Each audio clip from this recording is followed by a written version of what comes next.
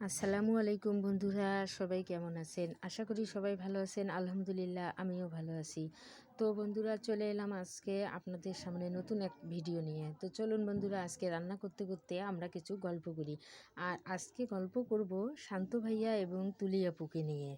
তো বন্ধুরা চলুন, তো দেখা যাক, আমরা রান্না দেখতে দেখতে একটু গল্প করি।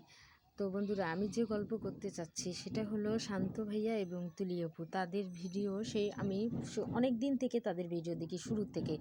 তাদের কাছ থেকে অনুপ্রেরণা নিয়েই আমার এই ভিডিওর কাজ শুরু করা, এই প্ল্যাটফর্মে আসা। তাদেরকে দেখেই আমি আগ্রহী এই প্ল্যাটফর্মে এসেছি। তো বন্ধুরা, এখন কিছু কিছু সংখ্যক আপু এবং ভাইয়া আছে যারা নতুন নতুন আমার মতো ভিডিও শুরু করেছে। তো ভাইয়া এবং আপু, তাদের উদ্দেশ্যেই কিছু বলতে চাচ্ছি যে জীবনে বড় হতে গেলে অবশ্যই কারো না কারো সাপোর্টের দরকার আছে। তো আমরা সাপোর্টের বদলে যদি কারো দুর্নাম করি, সেক্ষেত্রে কিন্তু আমাদেরই লস হবে, লাভের কিছু নেই, উল্টা আমাদের লসই হবে। তো এই যে শান্ত ভাইয়া এবং তুলি আপু, ওরা যে ভিডিওগুলো তৈরি করে মূলত আমাদেরকে বিনোদন দেওয়ার ক্ষেত্রেই কিন্তু ভিডিওগুলো তৈরি করে। তো আমরা কিন্তু জানি যে এটা একটা বিনোদনমূলক ভিডিওই তারা করতেছে।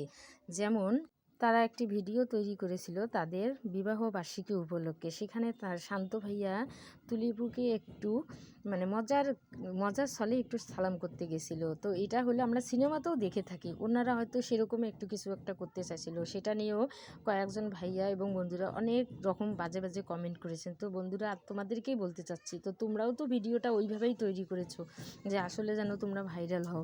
কিন্তু ভাইরাল হওয়ার জন্য কাউকে নিয়ে সমালোচনা করে ভাইরাল হওয়া যায় না। জীবনে বড় হতে গেলে বড়দের সাপোর্ট নিতে হয়, সবসময় এটা মাথায় রাখবে। আর আমি জানি কিনা এই ভিডিওটা শান্ত ভাইয়া এবং তুলি আপু দেখবে কিনা, তবে তাদেরকে আমি এই কথাটাই জানাতে চাই যে আপু এবং ভাইয়া, তোমাদের কাছ থেকে অনুপ্রেরণা পেয়েই কিন্তু আমি এই চ্যানেলটা খুলেছি এবং নিজে কিছু করার চেষ্টা করতেছি। ভালো থাকবেন সবাই, আল্লাহ হাফেজ।